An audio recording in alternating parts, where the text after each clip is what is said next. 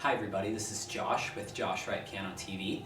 Today's episode is based on the Chopin Nocturne in C minor, Opus 48, No. 1. I've received a few emails lately asking me to do a video on the return of the main theme. So let me play you the main theme, and then I'll show you kind of the complicated stuff Chopin presents when it returns later in the piece.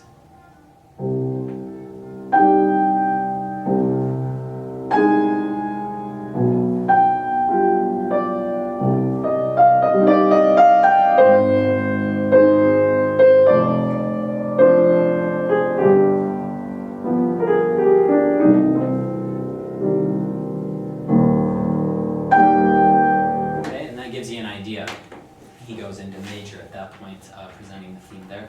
And then on the return, after this crazy middle section, watch the octaves video that I've done, because basically I'll do...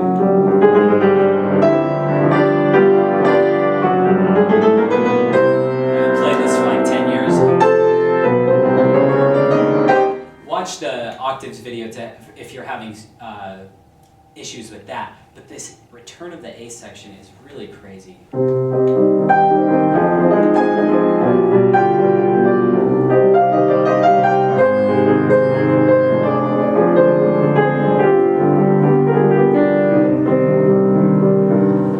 And that definitely still needs some work. Again, I haven't played this for quite some time, but you can see that, first of all, let's talk about what is so difficult about that.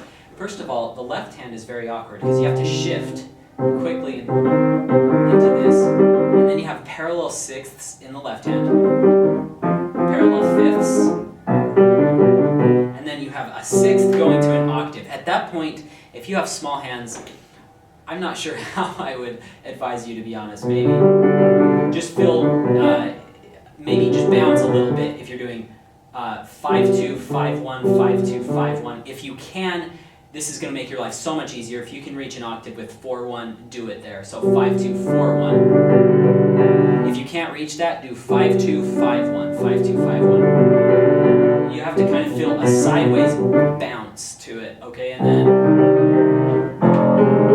left hand is definitely harder, but right hand still is tough because you have these strong chords using your strongest fingers in your right hand. 1, 2, and 3, and those have to be the quietest in order to let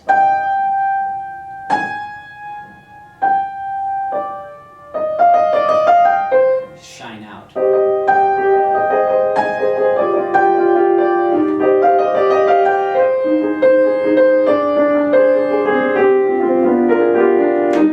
First advice, I always like to start with something simple. So I would play everything staccato and I think I went over this in my voicing video.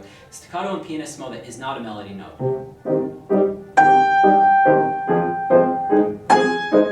And fortissimo in the right hand.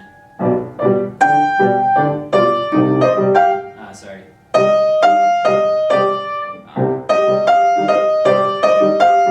You gotta work those 4s against 3s out. I've done a video on that called Complex Rhythms.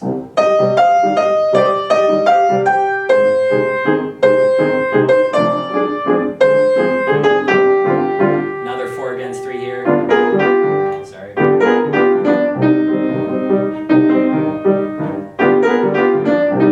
That is tough. Shift your hand down. Shift. Okay, now that's the first thing I would do. The second thing I would do is practice, I would practice that hands alone first, just going through as light as you can.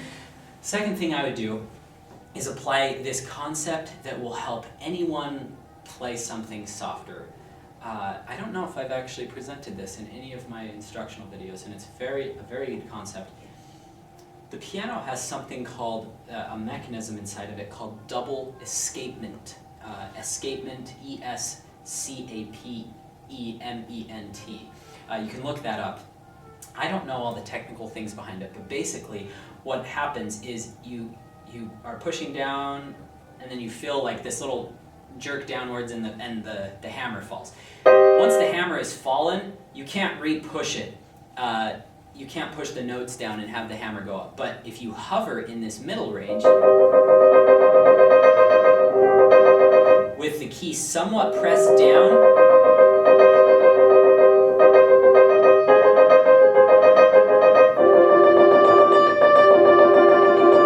Oh yeah, right there the fingering should be 1 for those 2 notes. So use your thumb for F and G.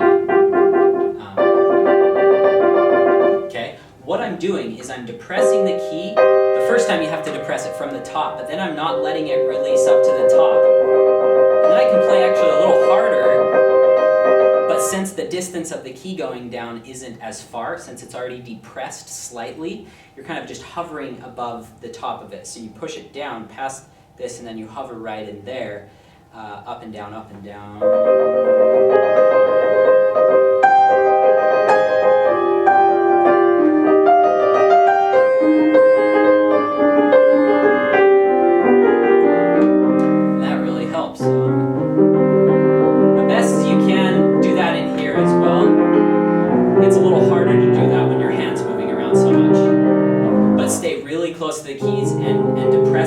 Slightly flat fingers. Slightly flat fingers will also help you getting these chords really soft.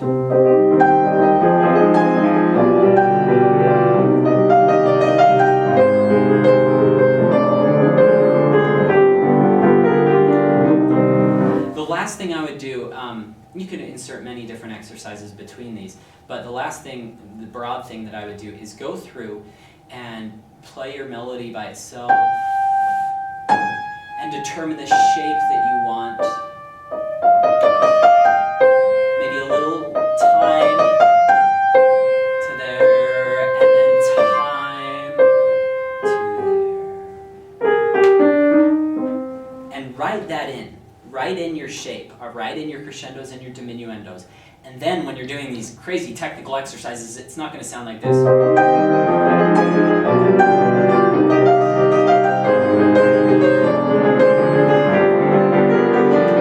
Now, after having me heard me play it the other way, you might laugh and say, wow, that was horrible. But a lot of students, including myself, the first time I took this to my teacher, I was 14 years old. I didn't know really what I was doing that well. So that might be where you're at right now. So you've got to go through, write in the shape, and then practice it very under tempo.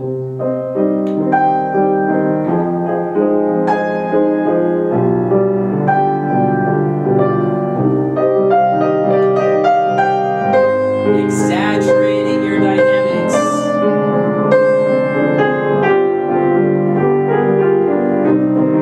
Speed is the great inhibitor of dynamics. What I mean by that is you can have beautiful shape when you're going very slow, and then as you start speeding up, this is what happens to your dynamic range. You're moving faster, you've got a lot more thinking to think about, and the great professional pianists, they can play it slow here, and they can play it here fast. They can play this wide dynamic range in a slow, medium, fast, whatever tempo.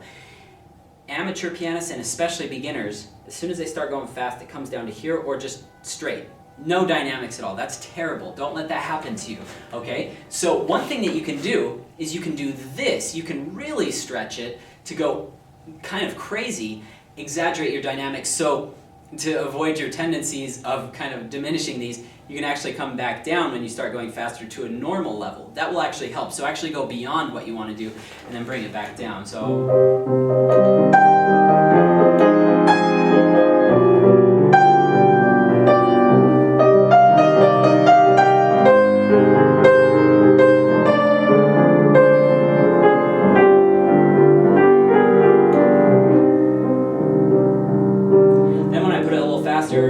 everything will come down a little bit.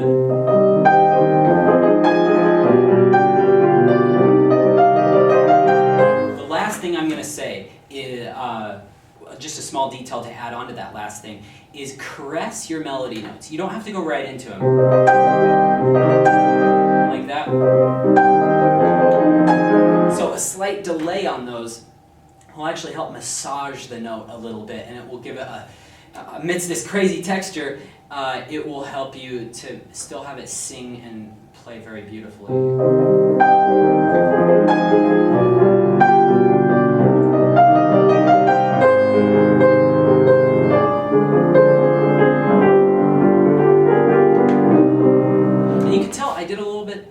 different shape that time.